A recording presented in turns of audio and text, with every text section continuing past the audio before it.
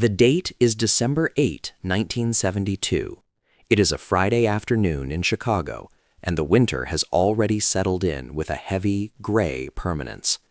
The air over the Midwest is damp and biting, hovering just above freezing.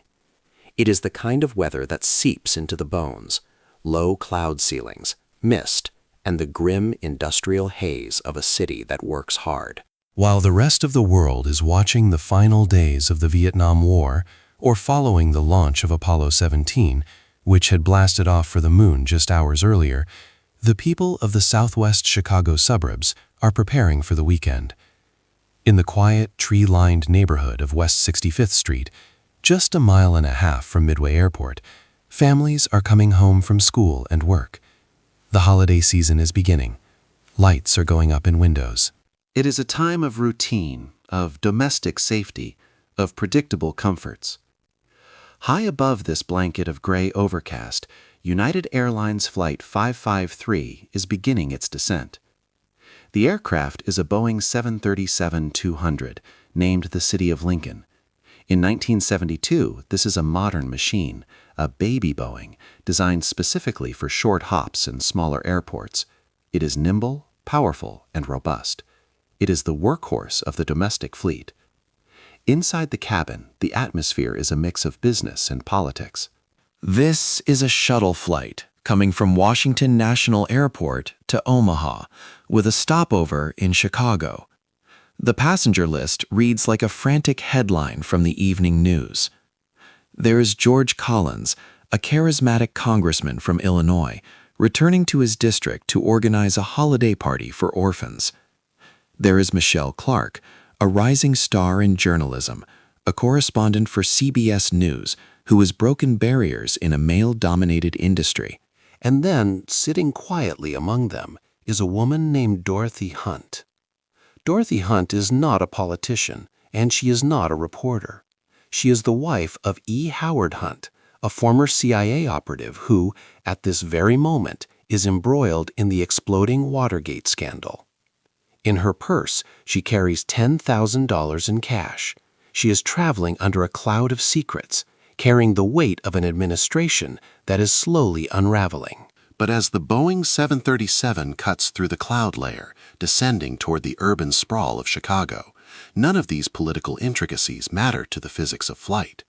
The aircraft does not care who is on board. It does not care about Watergate or headlines or holiday parties. It cares only about lift, drag, thrust, and weight. For the three men in the cockpit, the mission is simple: get this jet onto the runway at Chicago Midway International Airport. Midway is not O'Hare. It is a square mile of concrete surrounded by a dense ocean of houses. The runways are short. The margin for error is razor thin. It is an airport that demands respect, precision, and active piloting. It is an airport where you cannot simply float and hope. You have to fly the plane all the way to the ground. But something is about to go wrong. A sequence of small human errors is about to cascade into a catastrophe that will shake the foundations of aviation safety and birth one of the greatest conspiracy theories of the 20th century. In less than 15 minutes, the city of Lincoln will cease to be a flying machine. It will become a fireball in a residential street, and the questions surrounding why it fell from the sky will haunt investigators for decades. This is the story of United Airlines Flight 553. It is a story about the lethal combination of a hurried approach, a distracted crew, and the unforgiving laws of aerodynamics. It is a story that proves that even when the world is watching the moon, the most dangerous place to be is often just a few hundred feet above the ground. Before we descend into the clouds and walk through the wreckage of 65th Street, make sure you are subscribed to the channel. We are dedicated to uncovering the deep, technical, and human truths behind the disasters that shaped our world. You need to be here for the next investigation. Now, let's enter the cockpit of Flight 553. To understand the crash, you must first understand the crew. In 1972, the hierarchy of the cockpit is rigid. The captain is the absolute authority. In the left seat is Captain Walt Whitehouse. He is 55 years old, a veteran of the sky with 18,000 flight hours. He has been with United Airlines since the days of propeller planes. He is the definition of the old guard. He is confident, perhaps even a little complacent, comfortable in his mastery of the air. He has flown into Midway Airport hundreds of times. He knows the approach. He knows the landmarks. He knows the plane. Beside him is First Officer Walter Coble, 43 years old. He is also experienced, with over 10,000 hours, but on this flight, he is the subordinate. He is the pilot flying for this leg, meaning his hands are on the controls, but his decisions are filtered through the approval of the captain. Behind them sits Second Officer Barry Elder, 29 years old. He is the flight engineer, the systems monitor, the man responsible for the mechanical health of the aircraft. They are a heavy crew, loaded with experience, but they are also a crew operating in a transitional era of aviation. The strict regimented communication protocols we see today, standard operating procedures, are looser in 1972. The cockpit is more conversational. It is more casual. As they approach Chicago, the workload increases. Midway is a challenging environment. The weather is deteriorating. The ceiling, the bottom of the clouds, is at 500 feet. Visibility is low. They are flying a non-precision approach. This means they don't have an electronic glide slope to guide them down to the runway with perfect vertical guidance. They have to manage their altitude manually, stepping down through the sky, hitting specific altitudes at specific distances. It requires math, it requires coordination, and it requires them to be ahead of the airplane. But Flight 553 is not ahead of the airplane. They are fast. Air traffic control clears them for a runway 31 left approach. The controllers are busy. They need to slot Flight 553 into a stream of traffic. They ask the crew to keep their speed up to maintain spacing with a slower plane ahead, but then they need to slow down rapidly to make the landing. This is a scenario pilots call the slam dunk. You are high, you are fast, and you have very little time to fix it before the runway threshold. First Officer Coble is fighting the energy of the jet. The 737 is a slippery aircraft. It doesn't want to slow down and go down at the same time. If you point the nose down to lose altitude, you gain speed. If you pull the nose up to lose speed, you stop descending. To manage this, pilots use spoilers or speed brakes. These are panels on the top of the wings that pop up into the wind stream. They disrupt the airflow, destroying lift and creating drag. They allow the plane to drop out of the sky without accelerating. Spoilers, Captain Whitehouse calls out. Coble reaches for the speed brake lever and pulls it back to the flight detent position. The panels on the wings rise up. The plane shudders slightly as the drag kicks in. The descent rate increases. They are descending through 2,000 feet. They are in the clouds. They can't see the ground. The cockpit is busy. They are running checklists. They are talking to the tower. They are looking for the runway lights in the murky gray gloom. Descent checklist, the captain orders. They run through the items: hydraulics, electrics, pressurization. But there is a critical omission, a ghost in the machine. When the speed brakes are deployed, the aircraft handles differently. It requires more power to maintain speed because of the drag. But more importantly, the speed brakes are meant to be retracted, stowed, before the final phase of landing, or at least before the speed gets too low. Leaving speed brakes open at low speeds is dangerous. It raises the stall speed of the aircraft. It means the wing will stop flying at a higher speed than normal. The plane is now leveling off at 1,000 feet. They have reached the outer marker, a beacon about 4 miles from the runway. They need to configure the plane for landing. Gear down, Coble says. Flaps 15, he commands. The landing gear drops with a heavy thud. The flaps extend, increasing the surface area of the wing. Usually when you drop the gear and the flaps, you stow the speed brakes. You don't need them anymore. The gear and flaps provide enough drag. But the speed brake lever remains back. The panels on the wings are still sticking up into the airflow. Why? Perhaps they forgot. Perhaps they were so focused on slowing down that they wanted to keep every bit of drag they could. Or perhaps, in the dense workload of the Midway approach, the visual cue of the lever simply blended into the background. The 737 is now dirty. It has its gear down, flaps out, and spoilers up. It is dragging itself through the air. To maintain speed in this configuration, you need a significant amount of engine power. You need to push the throttles forward to fight the drag. But the throttles are near idle. The speed begins to bleed away. 140 knots, 130 knots, 120 knots. The aircraft is getting slower and slower. In the cabin, the passengers feel the sensation of sinking. They hear the change in the wind noise. Dorothy Hunt clutches her purse. Congressman Collins looks out the window, seeing only the gray vapor of the clouds passing the wing. In the cockpit, a warning light should be screaming at them. There is a green light on the panel that indicates the speed brakes are deployed. It is right there, in front of the captain. But the captain is looking outside. He is searching for the runway.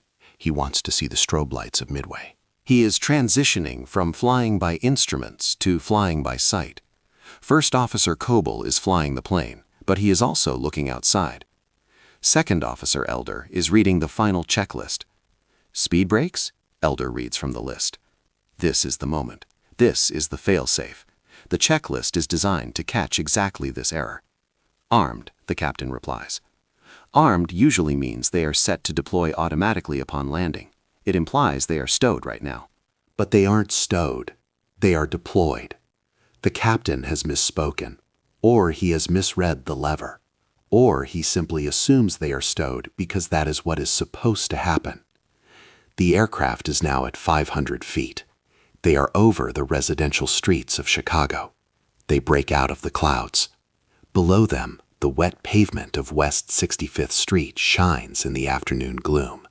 Rows of bungalows, parked cars, bare trees. They are too low, and they are too slow. The physics of flight are unforgiving. A wing generates lift based on its shape and the speed of the air moving over it. If you slow down too much, the air can no longer cling to the surface of the wing. It separates. It becomes turbulent. The wing stops generating lift. It becomes a dead weight. This is a stall. At 12:55 p.m., the Boeing 737 reaches its limit. Suddenly, the control column begins to shake violently. This is the stick shaker. It is a mechanical motor attached to the pilot's yokes, designed to simulate the vibration of a wing struggling to fly. It is loud. It is tactile. It is unmistakable. Clack, clack, clack, clack, clack, clack, clack. It is the airplane screaming, "I cannot fly anymore." The pilots are startled. The noise is deafening. "Add power," someone shouts. But the human brain takes time to process shock. For a split second, there is confusion. Why is the stick shaker going off? They think they have enough speed. They don't realize the speed brakes are destroying their lift. First Officer Coble pushes the throttles forward. He tries to power out of it.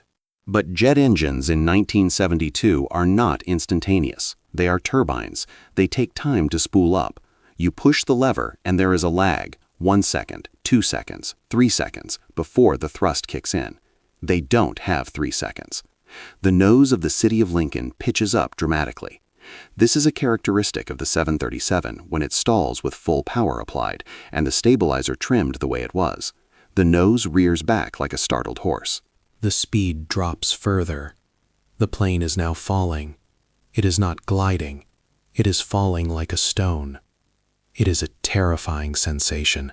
The stomach drops. The horizon disappears. The view out the windscreen is just the gray sky. But out of the side windows, the ground is rushing up. At 300 feet, the pilots lose the battle. The aircraft rolls to the side.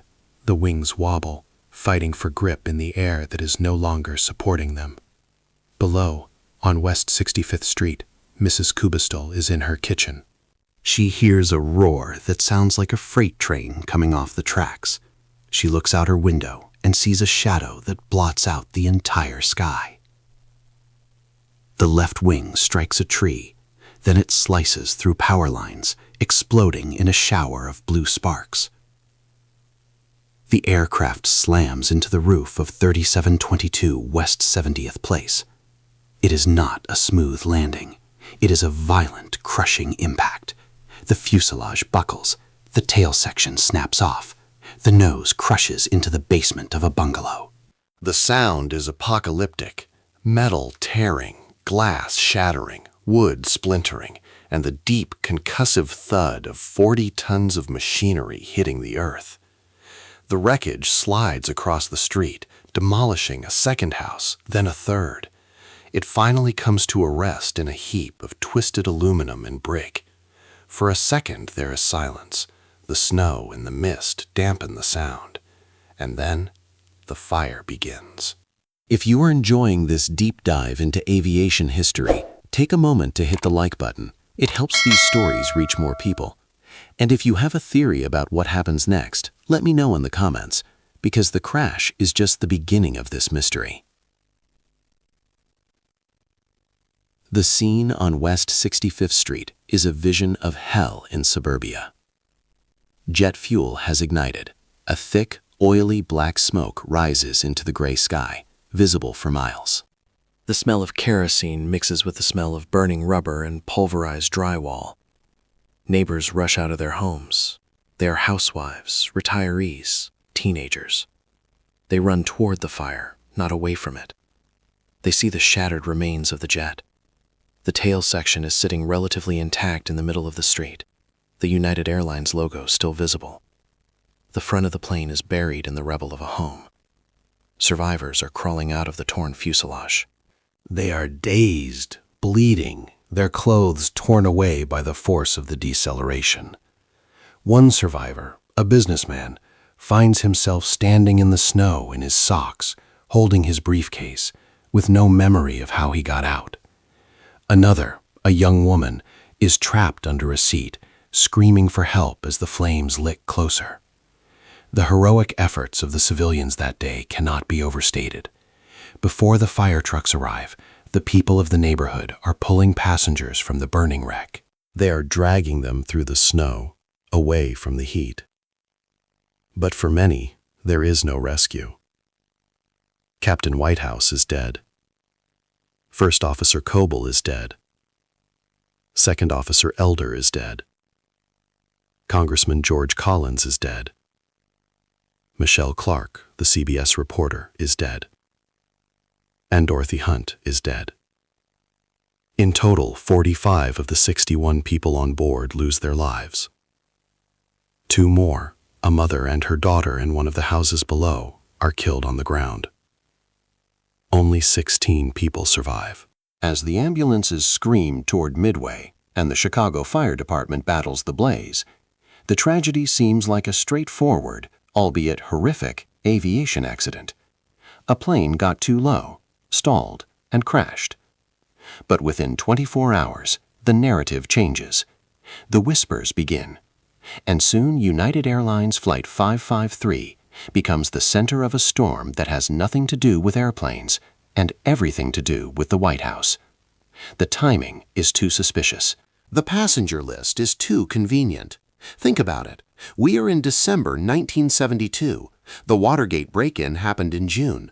The cover-up is in full swing. E. Howard Hunt, Dorothy's husband, is the man demanding money from the Nixon White House to keep the burglars silent. And here lies his wife, dead in the wreckage of a plane crash in Chicago, carrying $10,000 in $100 bills. The conspiracy theories explode immediately.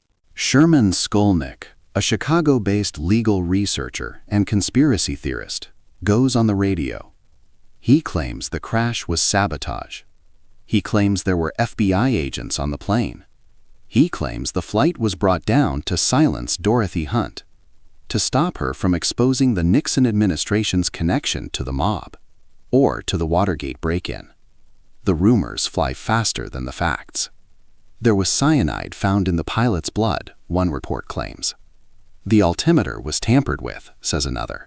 The money found in the purse was actually $2 million, and the FBI stole the rest, whispers a third. The presence of Michelle Clark, the CBS reporter, adds fuel to the fire. Was she about to break a massive story? Was she interviewing Dorothy Hunt on the flight? Was the crash a hit job to take out both the blackmailer and the reporter? The Federal Bureau of Investigation floods the crash site. Usually, a crash is the jurisdiction of the NTSB, the National Transportation Safety Board. But within hours, 50 FBI agents are on the scene. They cordon off the area. They take control of the wreckage. To the public, this looks like a cover-up. Why is the FBI there so fast? Why are they so interested in a handbag? The NTSB investigators are frustrated. They are trying to solve an engineering puzzle, but they are being jostled by federal agents playing a game of political chess. But we must separate the shadow from the substance. We must look at the cold, hard evidence that the NTSB uncovered. Because while the conspiracy is seductive, the truth is often more terrifyingly simple. The investigators recover the flight data recorder. It is a primitive device by modern standards, etching lines onto a metal foil, but it tells the truth. It shows the speed, it shows the altitude, it shows the heading, and most importantly, it shows the vertical acceleration, the G-forces. The data reveals no explosion in midair. There was no bomb. The plane did not break apart at altitude. It flew intact until it hit the trees.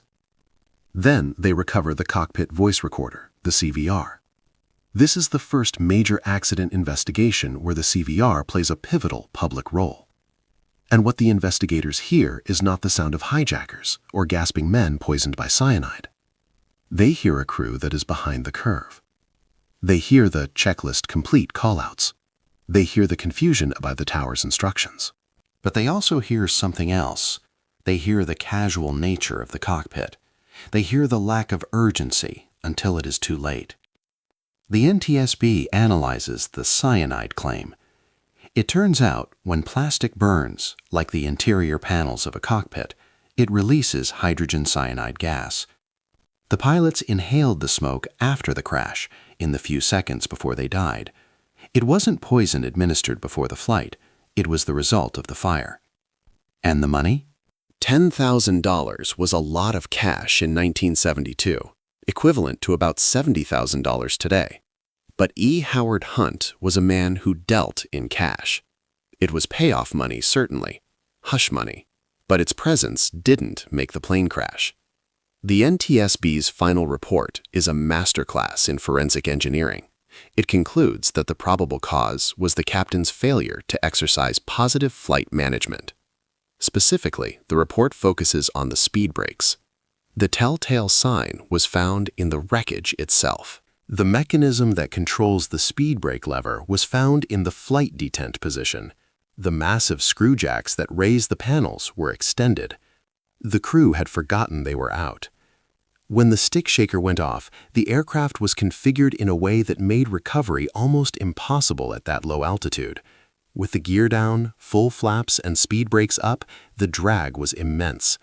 The 737-200 engines take roughly 6 to 8 seconds to spool from idle to full power. The plane was falling at nearly 2,000 feet per minute.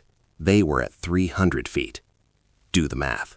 They hit the ground before the engines could save them.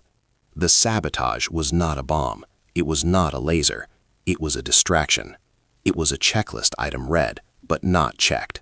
It was a green light on a dashboard that 3 experienced men ignored because their brains were busy processing the visual image of a runway in the snow. The legacy of United Flight 553, however, goes far beyond the conspiracy theories. It changed how we fly today. Because of this crash, the rules of the stabilized approach were rewritten. In 1972, it was acceptable to be high and fast and try to fix it at the last second. It was seen as good piloting skill to wrestle the plane down to the runway. After Flight 553, the industry said no more. Today, airlines have strict gates. By 1,000 feet, the plane must be fully configured. Landing gear down. Flaps set. Speed stable. Checklists complete. If you are not stable by 1,000 feet, You must go around. It is mandatory. You do not try to save the landing. You apply power, climb away, and try again. If Captain Whitehouse had followed modern stabilized approach criteria, he would have realized at 1,000 feet that his speed brakes were still out and his speed was decaying. He would have aborted the landing. And 43 people would have gone home to their families that night. The crash also changed the way cockpit voice recorders are used. The NTSB fought hard to keep the tapes from being used for sensationalism, establishing protocols that are still debated today regarding pilot privacy versus public safety. But perhaps the most haunting legacy is the silence that fell over West 65th Street. For years, the empty lots where the houses once stood remained vacant, a scar in the middle of the neighborhood. The people of that suburb never forgot the sound of the impact. They never forgot the smell. When we look back at United Flight 553, it is easy to get lost in the Watergate intrigue.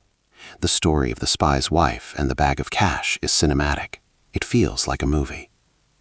But the reality is a story of human frailty. It is a story about how easily we can be distracted. It reminds us that expertise does not grant immunity from error. Captain Whitehouse had 18,000 hours of flight time. He had flown to the moon and back in terms of distance. But all it took was one lever, one missed check, and 10 seconds of confusion to erase a lifetime of skill. The next time you are on a plane and you hear the engine spool down for landing, look out the window, watch the flaps extend, feel the deceleration, and remember the city of Lincoln. Remember that the safety you feel is not guaranteed by the machine, but by the discipline of the men and women in the front. It is a discipline forged in the fires of accidents like this one. We learn from history so we don't have to repeat it. If you found this story compelling, share it with someone who remembers the 70s. And if you want to know about another crash where a single light bulb distracted a crew into flying into a swamp, yes, that really happened too. Click the video on your screen right now. The history of aviation is full of the impossible. I'll see you there.